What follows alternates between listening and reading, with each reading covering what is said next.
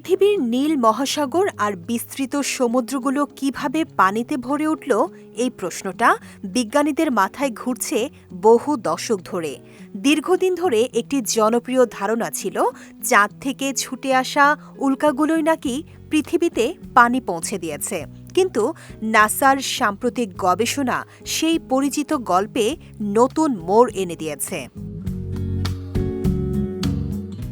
নাসার Johnson space সেন্টারের গবেষক টনি গারগানো ও তার দল মহাসাগরের পানির উৎস নিয়ে গভীরভাবে অনুসন্ধান করেছেন।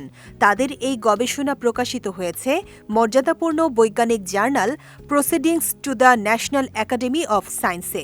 গবেষণায় তারা চাঁদের পৃষ্ঠে থাকা রোগোলিথ অর্থাৎ ধুলা ও ভাঙা পাথরের স্তর বিশ্লেষণ করেন।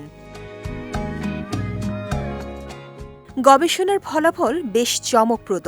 বিজ্ঞানীরা দেখেছেন, চাঁদের রোগোলিথে পানি থাকলেও তার পরিমাণ অত্যন্ত সামান্য। এত অল্প পানি দিয়ে পৃথিবীর বিশাল মহাসাগর ভরে যাওয়া কার্যত অসম্ভব। অর্থাৎ চাঁদ থেকে আসা উল্কাগুলো পৃথিবীতে কিছু পানি এনে দিলেও সেগুলো মহাসাগরের প্রধান উৎস হতে পারে না। টনি গারগানো ও তার সহকর্মীরা রোগোলিথে থাকা অক্সিজেন আইসোটোপ পরীক্ষা করে আরও গুরুত্বপূর্ণ তথ্য পান।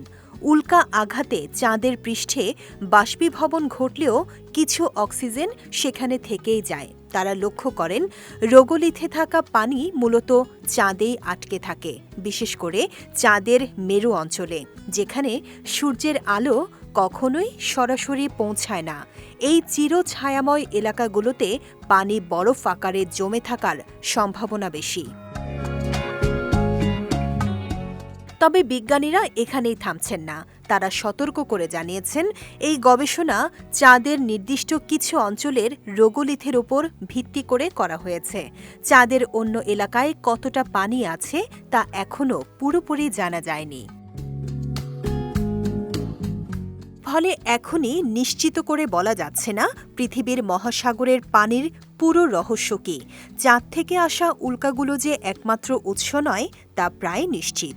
ভবিষ্যতে চাঁদের বিভিন্ন অঞ্চল থেকে আরও রোগোলিথ সংগ্রহ করে পরীক্ষা করা হলে তখনই হয়তো পৃথিবীর পানির জন্মকথা আরও পরিষ্কারভাবে জানা যাবে।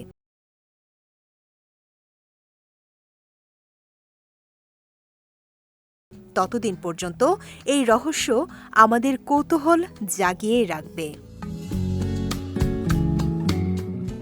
বিজয় টিভি নিউজ ডেস্ক।